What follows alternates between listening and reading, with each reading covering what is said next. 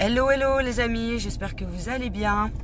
Nous, on se rend au Julio Bonadas. Bah, pourquoi c'est pas écrit pareil là? Julio Bonales. Julio Bonales. Alors, il y a plusieurs noms. Mais en fait, c'est un festival de gallo-romain. Donc, comme d'hab, je filmerai par petites séquences pour vous faire montrer tout ça. Vous êtes contents les enfants? Et on va aller se manger un bout là-bas en espérant qu'il y ait de quoi se ravitailler un petit peu. Donc là, on a le Julio Bona. C'est pour ça que je vous disais, il y a plusieurs noms en fait, parce qu'il y a plusieurs bâtiments. Alors, je sais pas ce que c'est. Je crois que c'est un centre de... C'est une médiathèque. En fait, c'est une médiathèque qui s'appelle Julio Bona. Donc voilà pour... la première séquence. J'espère que c'est bien filmé parce que en fait en retour caméra je ne vois rien, donc je ne sais même pas ce que je filme. Je sais que ma fille elle est là-bas. Ah, on nous voit à travers dans la vitre, là je vois là par contre. Donc bah ça c'est quoi l'affiche l'affiche présentant les festivités, enfin le festival. Donc voilà. Et puis bah là c'est la suite de la médiathèque. Mais le festival il est un peu plus loin. Donc bah là c'est l'entrée. Ça donne super envie, c'est super joli. C'est tout fleuri. Il y a des petites... ça s'appelle comment les petites toiles? Des petites toiles, des genres de petites tonnelles. Et je crois qu'il y a un barbecue. Alors on va pouvoir se ravitailler un peu. Non, franchement, c'est super joli. Tout fleuri, là. Franchement, tip top. Donc là, il y a le barbecue et je vous garantis que l'odeur, ça donne envie de manger. Et puis là, c'est le stand avec les plans. C'est les plans, c'est ça ? Donc là, c'est les plans. La petite dame qui est déguisée. Ça vous dérange pas que je vous filme, hein?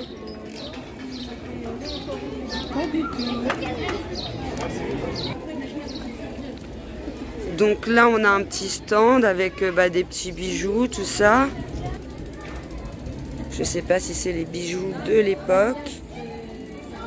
Mais en tout cas, c'est super joli. Hop. Là, il y a les glaces. Là, il y a les glaces. Et ma fille, c'est toute sa vie les glaces à l'italienne. Alors, à mon avis, mon fils aussi, à mon avis, vont vouloir une glace après, c'est sûr et certain. Jeu des 5 erreurs. Tirage à 14h30. Ah, c'est sympa, on aurait peut-être pu le faire, le jeu, là. C'est des Playmobil, mon fils, il adore ça. Ah, c'est trop top. Je vais voir si on peut y jouer d'ailleurs. Donc là on a le erreur 1, erreur 2, erreur 3, erreur 4. Il faut remplir la feuille, trouver les 5 erreurs. Et puis ensuite le mettre dans une urne je pense. Donc voilà, du coup on va y jouer. Donc le tirage au sort se fait à 14h30. On a trouvé toutes les énigmes, on est super contents. Donc on va voir si on a été tiré au sort ou pas.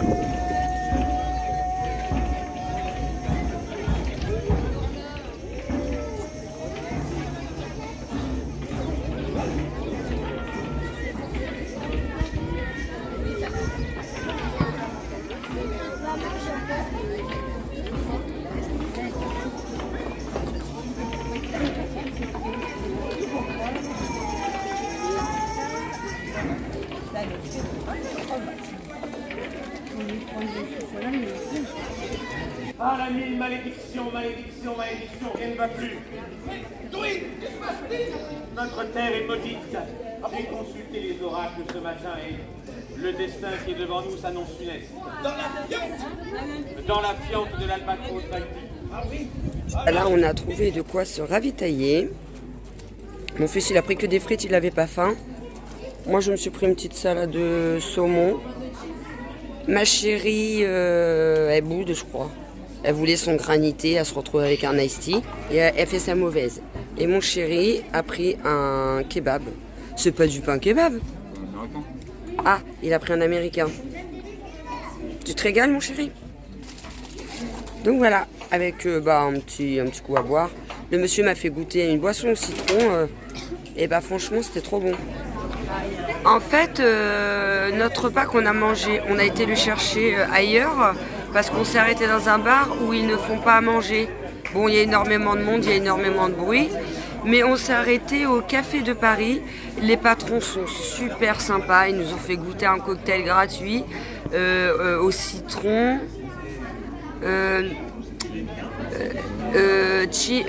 gin, pulco citron. Avec du sucre de canne, c'est juste une tuerie. Les patrons sont super sympas. Si vous avez l'occasion d'y aller, ça s'appelle Café de Paris à Lillebonne. Franchement, il est top. On arrive dans une allée où il y a plein de stands. Donc je vous fais voir un petit peu tout ça. C'est animé, hein, il y a de la musique et tout. Hein.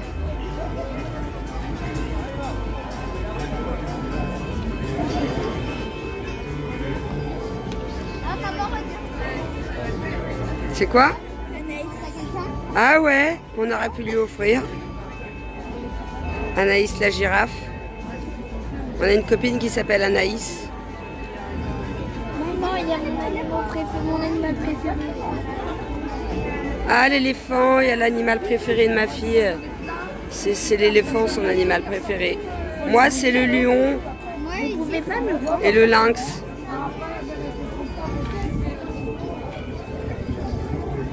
Ensuite, bah là, on a des petites pierres. Et j'aurais de l'argent, je l'aurais acheté.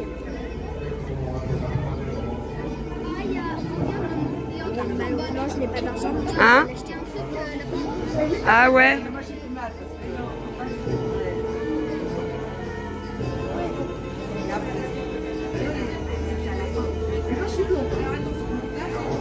C'est dommage qu'il n'y ait pas de dégustation. Là, on arrive dans la poterie. C'est super joli. Hein. Là, le petit pot, là, il est magnifique.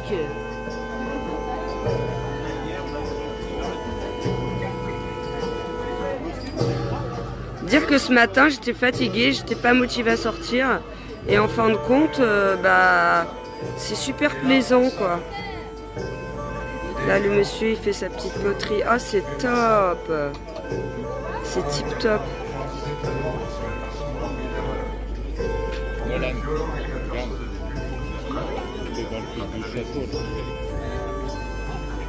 C'est trop bien fait. On dirait une vraie tête. Même pour poser le matériel, il y a des ordres.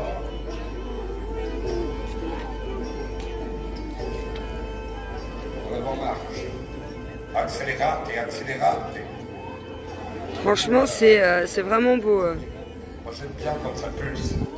Je sais pas pourquoi. Ah, là, il y a un spectacle, je crois. Ça mange gras ce midi. Il y a plein de monde. On dirait une arène, presque.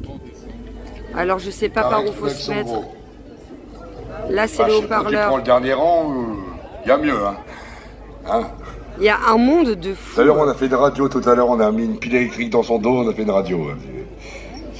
Et en plein soleil, tu vois ce qu'il a mangé à midi? Alors, il y a tellement de stands qu'on sait plus par où aller, en fin de compte. Qui sont passionnés d'histoire. Oui, moi je suis une passionnée d'histoire. J'adore l'histoire, même quand j'étais au collège, c'était ma matière préférée. Le français et l'histoire. Pour la formation que vous connaissez beaucoup, c'est le testudo. Là où il y a des remparts, des postes pour manger plein de cochonneries.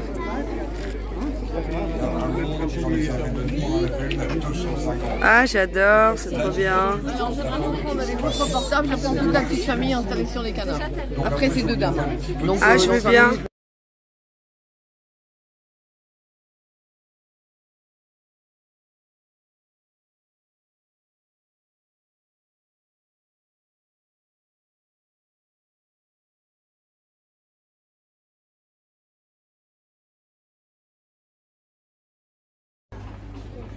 Donc là, on arrive au spectacle. Il est bientôt terminé, je crois. Regardez-moi ça, comment c'est magnifique. C'est trop joli. Là, je suis trop contente. Puis même mes enfants, ça leur apprend plein de choses, du coup.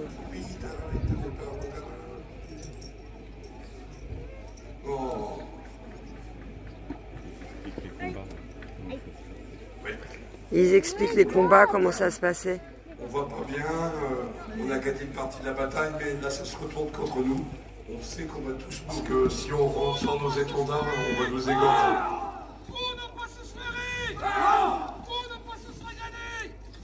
Mais la marche arrière, ça y est, c'est régrandi.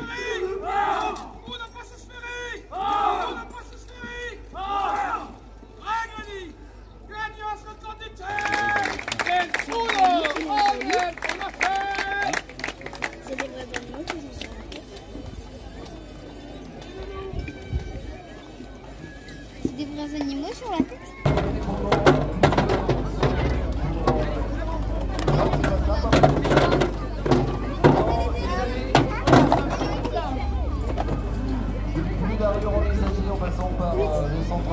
On va voir si les petits sont forts en tir à l'arc. Ma fille m'a dit qu'elle en faisait à l'école. Donc elle devrait à peu près savoir comment se débrouiller. Ouah, c'est bien, Chou!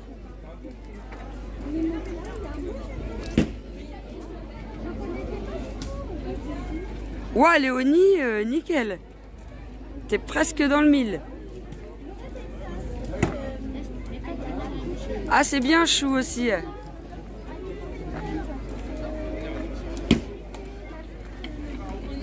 Ah.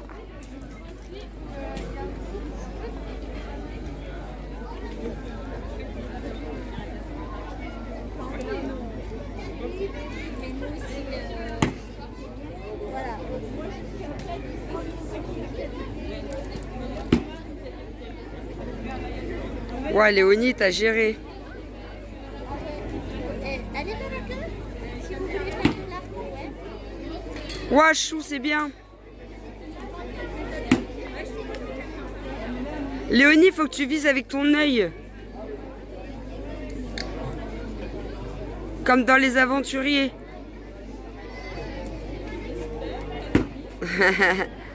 Elle s'entraîne pour Les Aventuriers. Ouah, nickel, t'as vu?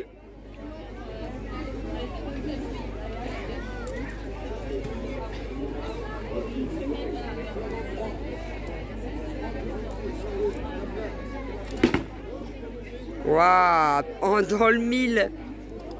Bon, allez, chouchou, dans le mille. Regarde bien avec ton œil.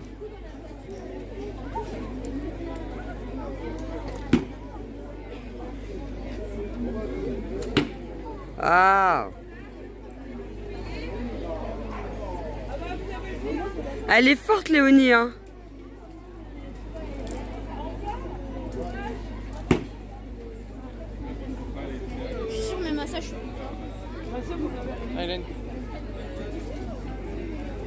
Dernier tir et dans le mille, j'espère. Ah non, il a ricoché. C'est pas grave.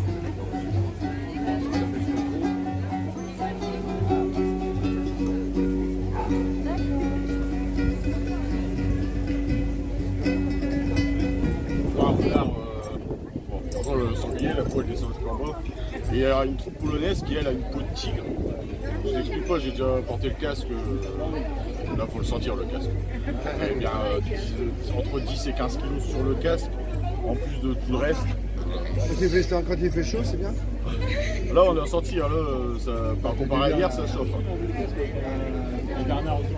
Ça, par exemple, les casques, on les laisse au soleil. Sinon, c'est des fours.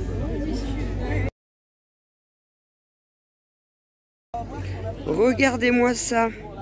Regardez-moi ça, c'était le barbecue de l'époque. Bah alors là, c'est une grande première. Je n'avais jamais vu de barbecue comme ça. Il y en a un qui a mis son mégot dedans, sympa. Il y a des gens, ils ont vraiment aucun respect. Alors ça, je sais pas du tout ce que c'est. Mais si vous savez ce que c'est, n'hésitez pas à me le dire dans les commentaires. Je vois pas du tout à quoi ça sert. À faire à manger, j'imagine. Donc là, en fait, ils fabriquent les lames avec du vent et du feu, j'ai l'impression. On va se rapprocher un peu. Franchement, c'est vraiment très intéressant. Ah, le vent, c'est pour alimenter le feu, je pense. Et après, ils mettent la lame dans le feu.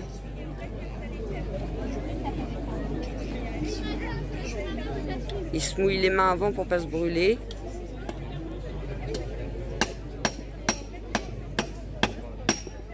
Waouh, je suis impressionnée comment c'est intéressant. Donc vous savez comment on fait des couteaux maintenant.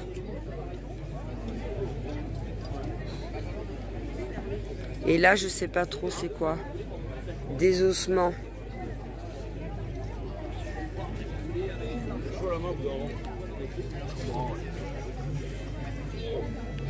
Et c'est quoi les petites pièces là?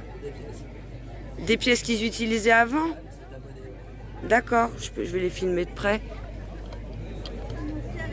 Donc ça, c'était la monnaie qu'ils utilisaient avant. Ça, c'est le produit final, c'est ça, c'est une pièce. D'accord. Ça, c'est le produit à partir duquel on va fabriquer la pièce. D'accord. C'est de l'étain. Bon, là, pour nous, c'est de l'étain. Pour eux, c'était de l'or et de l'argent. D'accord. C'est de l'or. Pour ici, en tout cas. Et du coup, on va faire couler dans la matrice pour faire des petits flancs, ce qu'on appelle des flancs. D'accord. Et en fait, on va venir ensuite, ces flancs, on va venir les aplatir. Du maquillage. On va venir aplatir.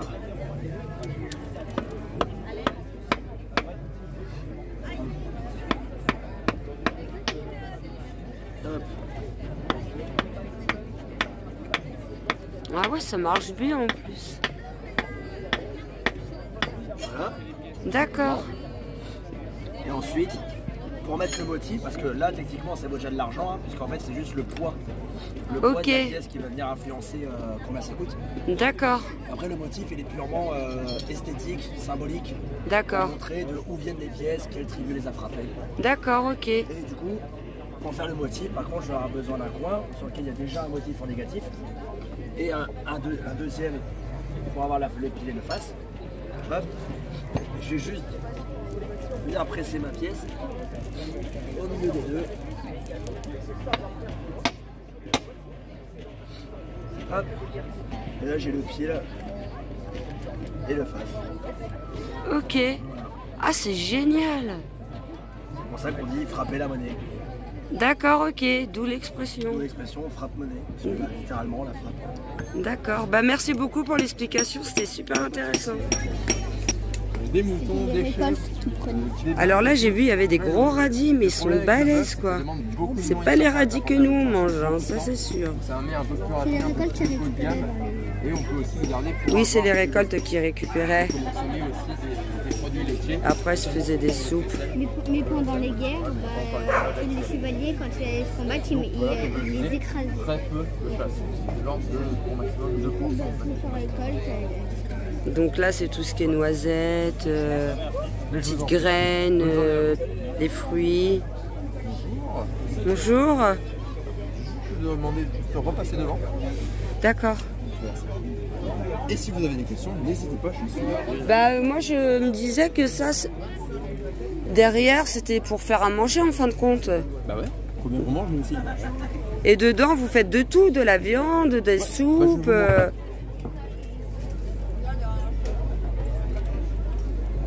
Ça c'est ce qu'on a mangé ce midi.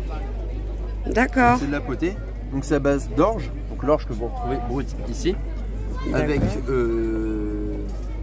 des fèves, de l'oignon, des épinards, toutes sortes de choses qu'on a cuit du coup au-dessus. D'accord. Alors, qu'est-ce qu'ils mangeaient? Je vais vous présenter ça un peu plus. Du sanglier. Pas de sanglier.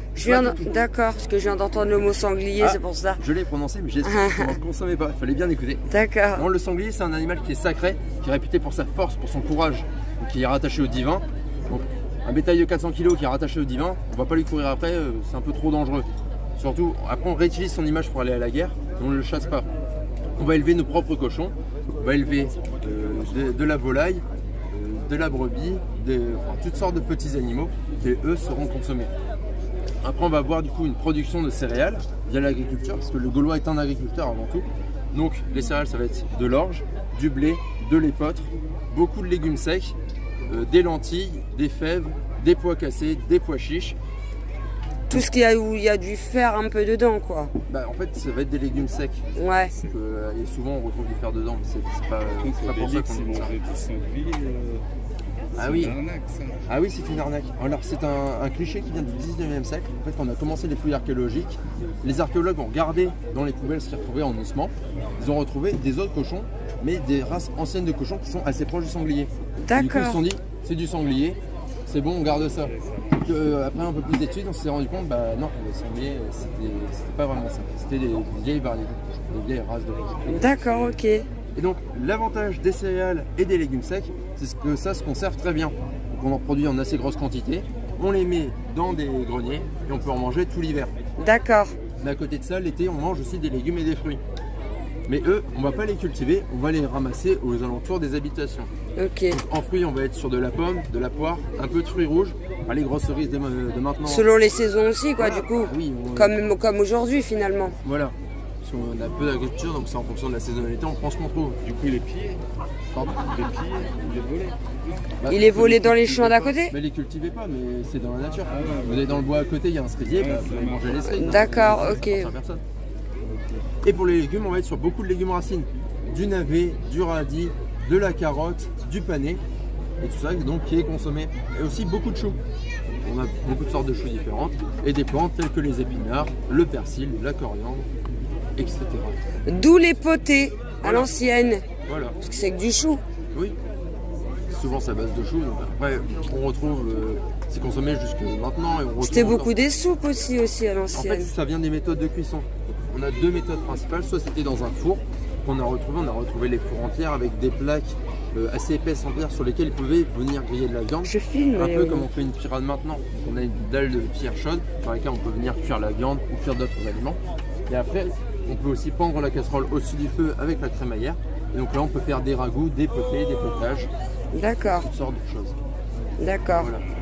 Et nous, comment on arrive à reconstituer nos recettes? On n'est pas tombé un jour sur un livre de recettes qu'on a ouvert et qu'on a compris. Vous testez des trucs et puis voilà quoi. Ah non, il y a un peu plus de réflexion. D'accord. On teste pour savoir si c'est bon. Alors en fait, du coup, on retrouve les différents aliments qui étaient consommés, on retrouve les techniques de cuisson et à partir de ces deux informations, on peut créer des recettes. D'accord. Mais on ne retrouve pas les recettes écrites car les Gaulois c'est une civilisation de l'oral, ils savent écrire, ils savent lire, mais tout ce qui est important, on le retient. Et les choses du quotidien, on s'en fout, on n'a pas besoin de les écrire. Ah, je dois être une Gauloise, moi, parce que c'est pareil, j'écris pas, je garde tout dans ma tête et puis voilà, tout est dans ma tête. Bon, vive les Gaulois alors. Ah, super, regarde. Regarde. Ah, ils arrivent les marrons. C'est pas cela? Ah, celui-là est trop grand. Ça, c'est pour la grande fille qu'elle a là. C'est le troisième? Oui, le troisième. Marron et blanc?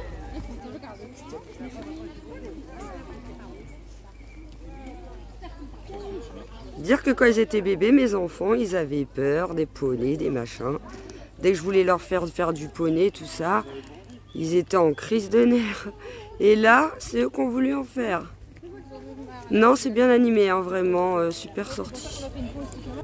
Le poney, il a la dalle, il mange, hop. Il est reparti.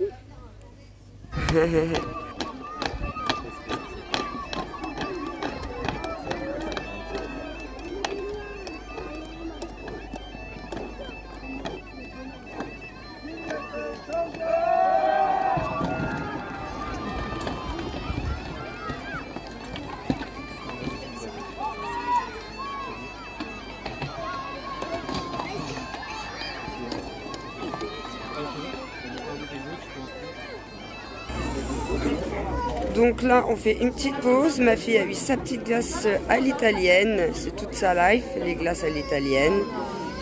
Mon fils aussi mange sa petite glace. Nous, on boit notre petit verre.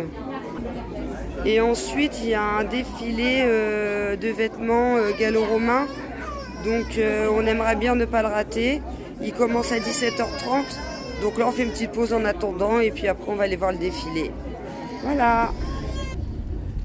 Donc du coup, on n'a pas vu le défilé parce que il nous est passé sous le nez.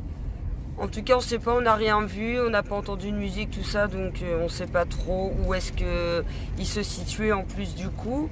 Mais super contente de la journée. Et puis bon, le défilé, on a vu plein de gens déguisés, donc je pense qu'on aurait revu à peu près les personnes qu'on a vues lors de la journée. Donc finalement, le défilé servait peut-être pas forcément à grand chose. En tout cas, on a super apprécié cette journée. Hein papa, c'était cool hein. Top. C'était top. Les enfants, c'était bien? Ouais. Hein Nolan, t'as bien aimé? Ouais. Donc voilà. Du coup, super, top. Si vous avez l'occasion de faire une sortie comme ça, n'hésitez pas, c'est vraiment génial. C'était à Lillebonne, du coup, je l'ai dit, je crois, dans le début de la vidéo. Du coup, je vous laisse. Portez-vous bien. Si vous avez aimé cette vidéo, n'hésitez pas à liker, à commenter, à vous abonner si ce n'est toujours pas fait. Et je vous dis à très bientôt pour une prochaine vidéo. Bye!